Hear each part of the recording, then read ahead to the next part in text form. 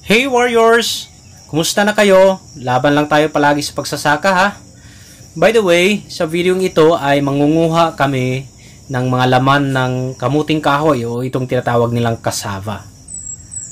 Tinanim namin itong cassava dito sa Farm Warriors for own consumption lang para may maluluto o makakain na kamuting kahoy dahil itong kamuting kahoy o cassava ay pwede mong gawing alternative kung wala kang rice o corn or kung hindi mo gustong kumain ng rice at corn, pwede mo itong gawing pamalit. Kasi itong cassava ay mayaman sa carbohydrates na makapagbibigay sa iyong katawan ng energy, ng enough energy.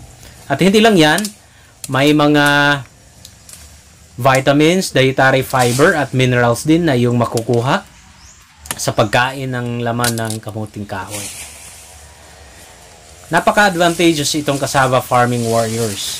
Kasi itong cassava ay nag-thrive kahit sa mga lupa na mababa na ang sustansya o nutrients sa lupa o hindi na gaano kataba ang lupa.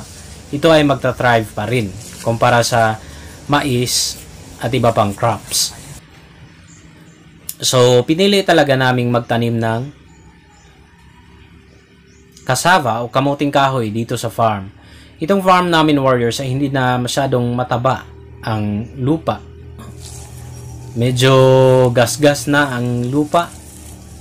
Palagi nang ginagamit. Pero nagta-thrive pa rin itong kamuting kahoy dito. At tingnan nyo, makikita naman na marami ang kanyang laman at malalaki pa. Ito ring kamuting kahoy warriors ay nabubuhay o makakasurvive kahit sa mahabang panahon na tag-init o yung walang ulan talaga. For example, yung mahabang tag-init na talaga, mga 2 buwan hanggang 5 buwan. Ito ay makakasurvive. Tingnan nyo warriors, di ba? Ang dami ng laman. Nangunguha kami ngayon warriors para makapagluto kami ng cassava cake para sa New Year. Usually, nangunguha kami ng ganito, hindi na kami nagbibenta ng mga laman ng kamuting kahoy. Nangunguha kami nito para kainin lang. Minsan ay boiled cassava lang.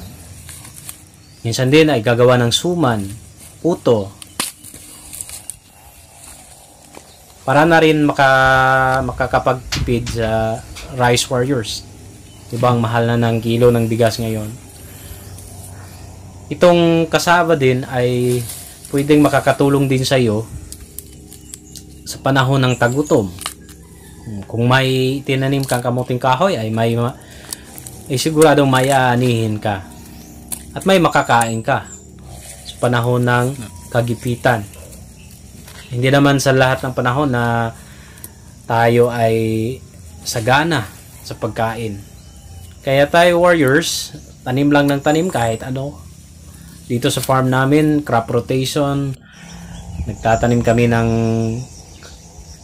mga cassava. Pagkatapos niyan ay iba naman yung tanim na crops.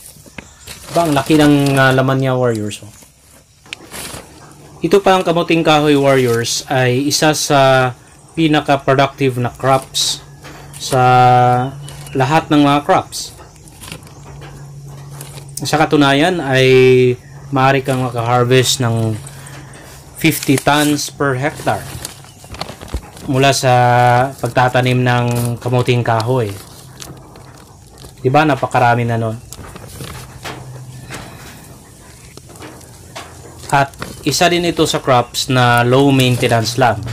Hindi ka na mag-aabono, hindi ka na mag-spray ng mga chemicals. So, low maintenance lang.